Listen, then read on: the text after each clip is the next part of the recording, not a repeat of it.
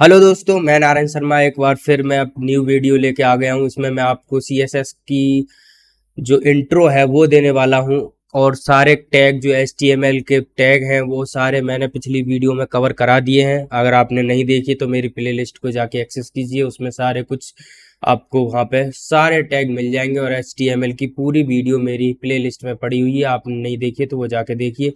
तो आइए time waste किए बिना हम बीएस कोड पे चलते हैं।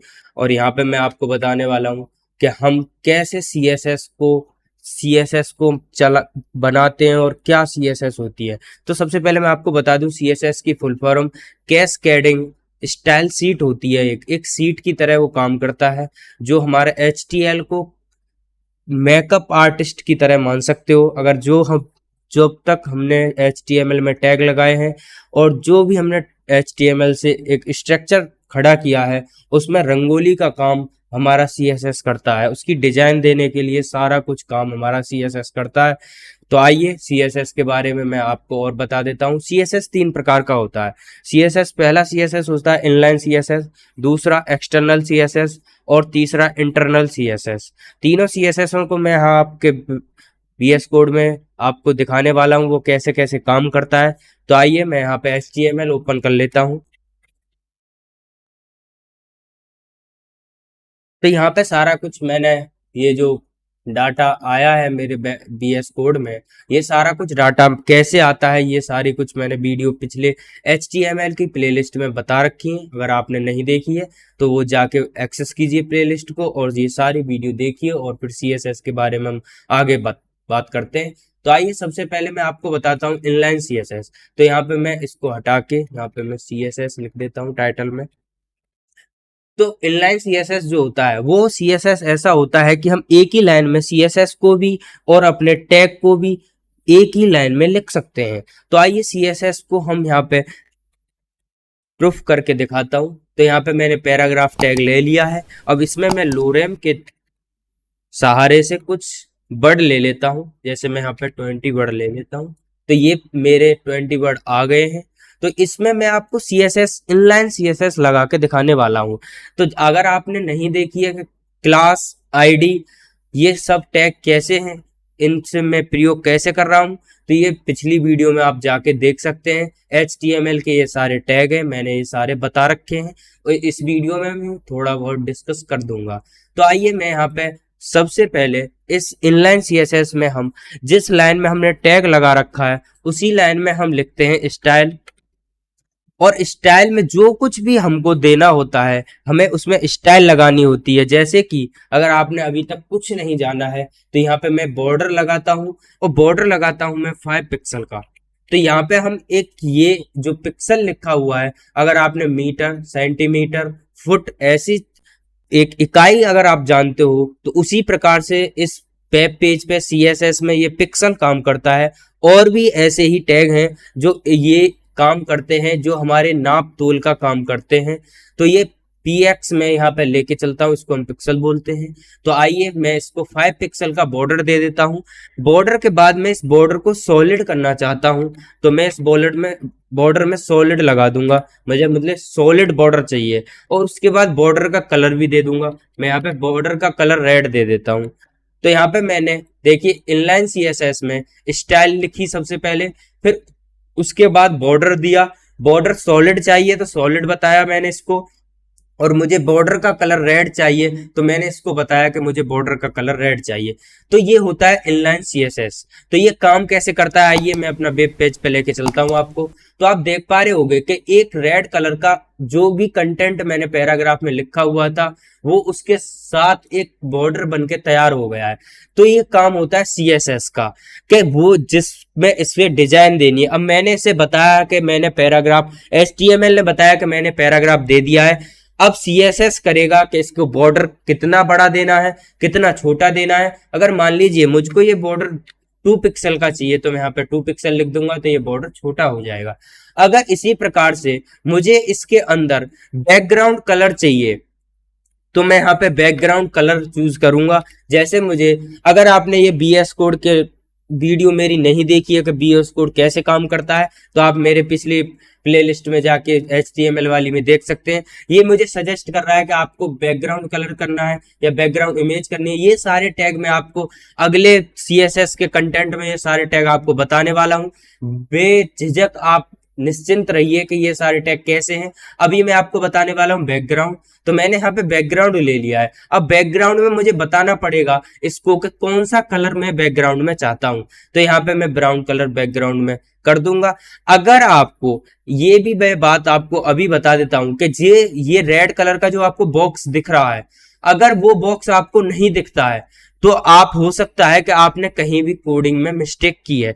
जैसे कि मैं यहाँ से ये जो वाला आपको सिंबल दिखाई दे रहा है स्टॉप वाला थोड़ा, तो इसको अगर मैं यहाँ पे लगा दूंगा 2 पिक्सल के बाद, तो हो सकता है कि मेरा ये कलर नहीं दिखे। तो इसका मतलब ये है कि इसका मतलब ये वाला जो यहाँ टैग है ये यहाँ नहीं लगाना है, जो कि मैंने आपके सामने लगाया भी नहीं था। बस इसीलिए मैं बता रहा हूँ कि अगर कभी आपका ये कलर नहीं आए बॉक्स के साथ लिखा हुआ, तो आप समझ जाइए कहीं ना कहीं आपने मिस्टेक की है। और इस सबसे पहले फर्स्ट आप यही चेक करेंगे कि कहीं पे ये उस कलर से पहले हमने ये वाला सिंबल तो नहीं दे दिया है। अगर दे दिया है तो उसे हटा के देखेंगे। अगर तब भी वो कलर नहीं आता है तो इसका मतलब और कहीं भी आपको मिस्टेक हो सकती है। तो वो सारी मिस्टेक मैं करके दिखाऊंगा कि ये मिस्टेक कहाँ कहाँ होती हैं, और मैं उसको सही करना भी आपको बताऊंगा कि ये सही कैसे होती हैं। तो आइए हम इसको बताते हैं वेब पेज पे लेके। तो आप देख पा रहे होंगे कि जो बैकग्राउंड कलर है वो ब्राउन हो चुका है और बॉर्डर मेरा 2 पिक्सल का वहीं की वहीं है। तो ये इनलाइन CSS होता है कि जिस लाइन में हम टैग लगा रखा है, हमने जो P टैग लगा रखा है, स्टार्ट किया है, उसी में हम इस सारे स्टाइल लिख के ये सारे टैग लगा सकते हैं। तो ये होता है इनलाइन CSS। आप अच्छी तरह समझ गए होंगे। अगर आप नहीं समझे तो इसको ध्यान से और दोबारा मेरी वीडियो को पॉज करके आप इसको नोट कर सकते हैं और इसकी स्क्रीनशॉट भी ले सकते हैं। तो आइए मैं आपको आगे बताने वाला हूं इंटरनल CSS कैसे काम करता है। तो मैं इस CSS को हटा दूंगा और आपको अब मैं वेब पेज पे लेके चलता हूं। तो यहाँ पे देखिए नहीं कोई बॉर्डर है नहीं कुछ है। ये CSS का काम होता है जो मैंने अभी बताया था, वो था इनलाइन CSS। अब मैं आपको बताने वाला हूँ इंटरनल CSS। इंटरनल CSS में हम काम करते हैं कैसे। तो आइए सबसे पहले हम टाइटल के नीचे आएंगे और सबसे पहले हम स्टाइल लिखेंगे और स्टाइल के बाद हम लिखेंगे टाइप, और टाइप में हम लिखेंगे टेक्स्ट/CSS और इसको यहीं पे बंद कर देंगे। और ये जो आपको स्टाइल क्लोज भी आपको दिख रहा होगा, तो यहाँ पे अब इसके अंदर जो भी हम कंटेंट लिखेंगे, तो आपको मैं अब क्लास और आईडी का अब मैं प्रयोग बताऊंगा कि वो कैसे होता है, जो कि मैंने पिछली वीडियो में वो टैग बता दिए हैं कि ये क्या होता है कैसे होता है। अगर वो नहीं देखे तो आप देखिए। तो यहाँ पे हम लिखेंगे डॉट, और डॉट डिफाइन करता है क्लास को। तो यहाँ पे हम डॉट लिखेंगे, उसके बाद हम कोई भी वर्ड लिख सकते हैं या कुछ भी लिख सकते हैं। उसके बाद एक डिफाइन नेम डिफाइन करने के लिए हम एक वर्ड लिखते हैं। जैसे मैं मान लेता हूं या मैं एन लिख लेता हूं। एन लिखने के बाद मैं यहाँ पे कोष्टक लगाऊंगा और कोष्टक में लिखूंगा बॉर्डर, क्योंकि मुझे बॉर्डर लगाना है तो मैं बॉर्डर लिख दूंगा। कितना बड़ा बॉर्डर लगाना है तो यहाँ पे मैं 5 पिक्सल इसमें भी लिख देता हूँ। 5 पिक्सल के बाद मुझे सॉलिड बॉर्डर चाहिए तो सॉलिड बॉर्डर लिख देता हूँ। सॉलिड बॉर्डर के बाद मुझे मान लीजिए कि पिंक कलर का बॉर्डर चाहिए तो मैं यहाँ पे पिंक लिख दूंगा। ठीक है, ये कलर आ चुका है। अब आप देखेंगे कि इसको लिखने के बाद हमको लिखना होगा ये कुछ। इसके बाद हम लिखेंगे बॉडी में, और बॉडी में हम जो यहाँ पे हमने डॉट लिखा है ये मैंने आपको बता दिया क्लास डिफाइन करने के लिए होता है। तो इसको हम सबसे पहले, और डिव मैं आपको बता दूं, यहाँ पे लिख दूंगा मैं डिव। और डिव आपको अगर नया वर्ड लग रहा होगा, क्योंकि आप पहली वीडियो अगर इसी को देख रहे हो तो डिव नया वर्ड लग रहा होगा। अगर आपने मेरी पिछली वीडियो भी देखी होंगी तो ये डिव आपको नया वर्ड नहीं लगेगा, क्योंकि मैं स्पेशल वीडियो में इस डिव को डिफाइन कर चुका हूं। तो आइए डिव के बाद लिखेंगे क्लास, क्योंकि जो डॉट लगा है वो क्लास को डिफाइन करता है। यहाँ पे क्लास लिखेंगे। क्लास के अंदर हम वो नाम लिखेंगे जो यहाँ पे हमने डिफाइन किया है एन। तो यहाँ पे हम लिखेंगे एन।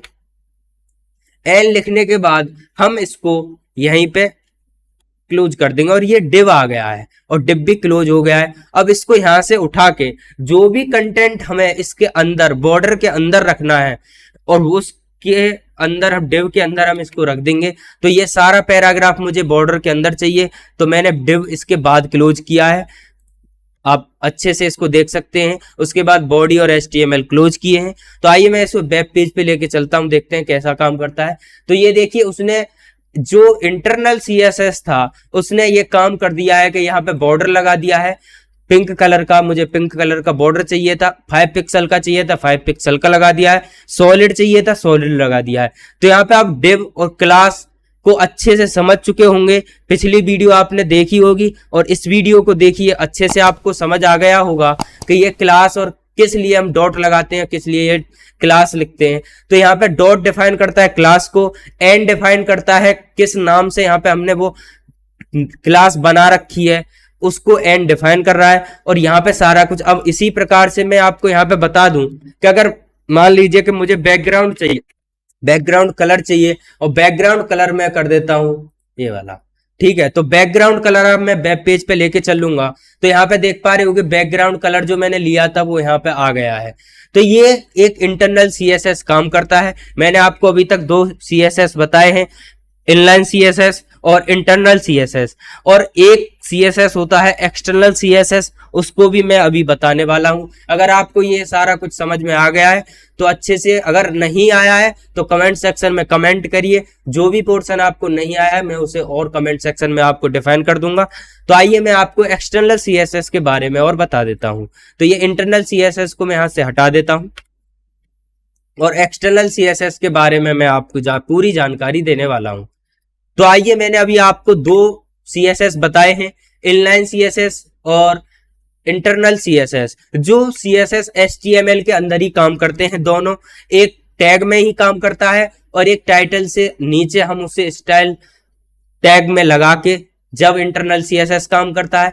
एक CSS होता है एक्सटर्नल CSS, वो उसके लिए हमको एक अलग से CSL की फाइल बनानी पड़ती है। तो आइए मैं एक फाइल बना लेता हूं अलग से और इसे सेव कर देता हूं।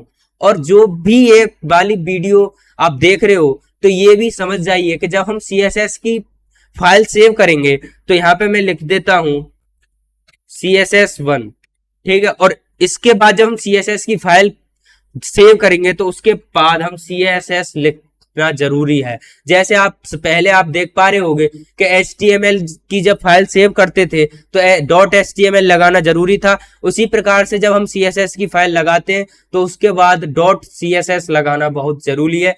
तो आइए, इसमें हम HTML ओपन कुछ नहीं करेंगे क्योंकि ये एक CSS की फाइल है। तो इसमें डायरेक्ट हम क्लास डिफाइन करेंगे डॉट लगा के। डॉट के बाद हम नाम डिफाइन करेंगे, हम किस नाम से उस क्लास को बनाना चाहते हैं। तो यहाँ पे मैं n लिख देता हूं और फिर ब्रैकेट लगाएंगे और उसके भीतर बॉर्डर लगाएंगे। बॉर्डर लगा दिया, बॉर्डर में हम लिख देते हैं 5 पिक्सल और उसके बाद लिख देते हैं सॉलिड। अब ये आप समझ रहे हो कि हर चीज में मैं सॉलिड क्यों लगा रहा हूं, क्योंकि अभी मैंने कोई भी टैग आपको नहीं बताए हैं CSS के, बस इन सिंपल टैगों को ही आप जान लीजिए, बॉर्डर और सॉलिड। अभी इनमें हम जब बॉर्डर बनाते हैं तो सॉलिड बॉर्डर भी बनाते हैं, डॉटेड बॉर्डर भी बनाते हैं, डबल लाइन बॉर्डर भी बनाते हैं। ये सारे ऐसे टैग मैं अगली वीडियो में आपको बताऊंगा। और इसमें मैं आपको बताने वाला हूं कि अब सॉलिड के बाद मैं कलर लगाऊंगा, तो इसमें ब्लू कलर लगा देता हूं और यहाँ पे मैंने ब्लू कलर लगा दिया है। तो आइए हम फिर दोबारा HTML की फाइल पे चलते हैं। आप अच्छे से मेरी स्क्रीन को देखिए, इसीलिए मैंने जूम कर रखा है ये सारा कुछ। अगर आपको और अच्छे से नहीं दिख रहा हो तो और अच्छे से थोड़ा अपनी क्वालिटी बढ़ा लीजिए। और यहाँ पे हम टाइटल के नीचे हम लिखेंगे, सबसे पहले हम इसमें लिंक, जो हमने CSS जो अलग फाइल बनाई है उसका लिंक इसमें लगाएंगे। तो वो इस लिंक के लिए हम क्या टैग लगाते हैं, तो आइए मैं बताता हूं। सबसे पहले लिखेंगे लिंक, लिंक के बाद लिखेंगे REL, REL के बाद लिखेंगे हम, तो REL के बाद ये इक्वल और ये स्लैश आ रहे हैं, ये सारे कुछ हमारा VS कोड हमें सजेस्ट करता है कि ये अगर हम उस पर क्लिक करते हैं तो ये हमें अपनी ओर से बनाने की जरूरत नहीं रहती है। तो ये सारी कुछ जानकारी मैं अपनी वीडियो में दे चुका हूं, उनको आप अच्छे से देख लीजिए। ये थोड़ा सा यहाँ पे आ गया है और ये यहाँ का टैग है ठीक है। और यहाँ पे मैंने इसके अंदर जो REL है उसके अंदर लिखना होगा हमें style seat, STYLE, style seat. और स्टाइल सीट के बाद लिखना होगा टाइप, टाइप के अंदर लिखना होगा टेक्स्ट /CSS। और उसके बाद लिखना होगा हमें HREF। और इसके अंदर जो ये आपको कर्सर दिख रहा है मेरा यहाँ पे, इसके अंदर HREF के बाद यहाँ पे मुझे लिखना होगा जिस नाम से मैंने CSS की फाइल बनाई है उसी नाम को यहाँ पे मैं लिखूंगा। तो यहाँ पे लिखूंगा CSS1। जैसे ये आपको मुझे बता भी रहा है कि आपके ये इस नाम से फाइल सेव कर रखी है, तो मैं इसको एंटर कर दूंगा और इसको यहाँ पे क्लोज कर दूंगा। अगर ये बात भी आप ध्यान से समझिए कि जो CSS की फाइल है इसको उसी फोल्डर में रखिए जिसमें आपने HTML की फाइल को रखा है, तो इससे आपको काफी बेनिफिट होंगे कि VS कोड अपने आप ही सजेस्ट कर देगा कि ये वाली फाइल आपको आप लगाना चाहते हैं या और कोई फाइल लगाना चाहते हैं। तो यहाँ पे मैंने ये लिंक वाला पोर्शन आपको बता दिया है, इसको नोट कर लीजिए या स्क्रीनशॉट ले लीजिए। अब आइए मैं चलता हूं बॉडी के अंदर। बॉडी के अंदर हम जब अब ये बताना पड़ेगा हमको कि हमको कौन से पोर्शन में ये वाला कार्य कराना है जो हमने CSS में लिखा है। तो आइए हमें कराना है बॉडी में। तो यहाँ डिव स्टार्ट करेंगे और डिव के अंदर हम यहाँ पे लिखेंगे क्लास, क्योंकि हमने वहां पे क्लास बनाई है। क्लास को लिखने के बाद हम वो नाम लिखेंगे जो हमने क्लास डिफाइन की है, एन नाम को लिखेंगे। तो यहाँ पे इसके बीच में लिखेंगे हम एन के बाद हम इसको कर देंगे बंद और डिव हो गया क्लोज। इसको यहां से उठा के जो भी कंटेंट जिस, अब मान लीजिए ये पैराग्राफ मुझे लाना है तो इस ये पहला वाला डिव है, इसको यहाँ पे मैं लगा दूंगा। इतना बड़ा पैराग्राफ मुझे इस डिव के अंदर रखना है तो वो मैंने डिव इसके बाद रख दिया है। तो इसी प्रकार से हम एक्सटर्नल CSS को कार्य कराते हैं। तो आइए हम VS कोड पे लेके चलता हूं और देखते हैं कैसा काम करता है। तो ये देखिए ब्लू कलर का बॉर्डर मेरा आ चुका है। तो जो मैंने एक्सटर्नल CSS बनाया था और लिंक उसकी यहाँ पे लगा दी थी, तो उसने पूरा काम अपना अच्छे से किया है। तो आइए हम दोबारा CSS में चलते हैं और इसके बाद बैकग्राउंड कलर लगा के दिखाता हूं।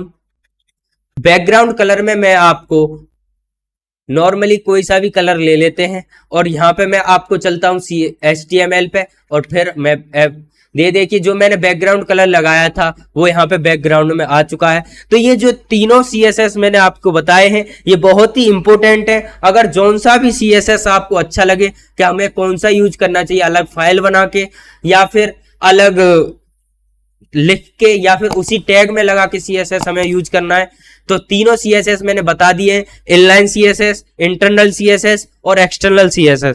इस वीडियो को आप अच्छे से देखिए और इन टैगों का यूज भी करिए। अगर आपको ये वीडियो अच्छी लगे तो लाइक कमेंट सब्सक्राइब कीजिए। अगर कोई भी बात आपको समझ नहीं आती तो आप कमेंट सेक्शन में मुझे बता सकते हैं। और आज के लिए इतना ही, धन्यवाद, जय हिंद।